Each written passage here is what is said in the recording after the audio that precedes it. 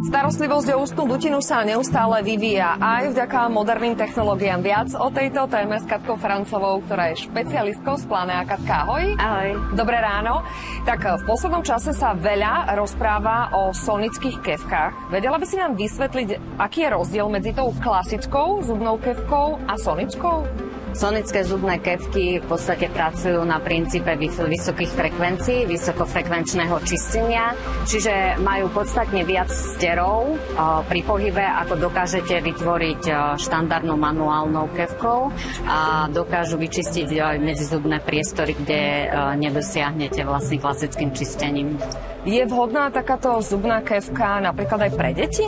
Áno, treba prihliadnúť na to, že detské ručičky sú menšie, takže tieto kefky sú menšie, majú takisto menšie náhrady a kefky, ktorými idete po zubkoch, sú jemnejšie, majú jemnejšie štetinky. V dnešnej dobe už pre deti sa vyrábajú kefky, ktoré sa dajú v podstate sú smartové, takže ich pripojíte k rôznym aplikáciám a deti si vlastne zuby umývajú hravou formou. Je to pre nich zábava, nie povinnosť. A aj vidíme, že ako dlho si umývajú zuby. Presne tak. Lebo malo by to nejaký čas trvať. Vraj existujú aj tzv. Ústne sprchy. Prosím ťa, čo to je? Ústna sprcha je skvelým doplnkom k sonickým kefkám a dokáže vyčistiť hlavne priestor medzi ďasnom a zubom. Predchádzame tak paradentóze, zubnému kazu, zubnému povlaku a aj zubnému kameňu. A tieto zubné sprchy majú aj náhrady, tieto vrchné, ktorými dokážete vyčistiť napríklad jazyk alebo iné plochy v ústnej dutine, ktoré štandardne nečistíte. Ako často by sme si mali teda sprchovať ústnu dutinu? Ideálne to je večer po čistení zubov.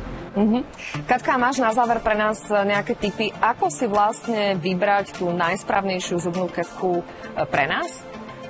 Záleží hlavne od toho, že v akom stave sa nachádza tá ústna dutina, zubky, či ich máte citlivé, ďasná citlivé alebo menej citlivé, či sa vám veľa robí zubný kameň alebo nie.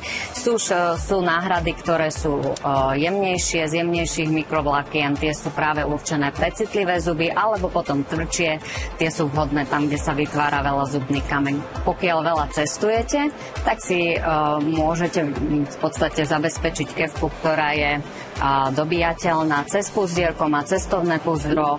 Náhrady sa dajú vydenzifikovať, pretože je tam svetielko v tomto celom púzdre.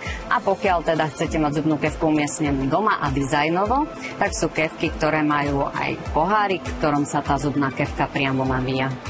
Čiže len takto ju tam dám a ona sa mi automaticky dobije? Áno, a môžete to použiť v podstate na vyplachovanie úst.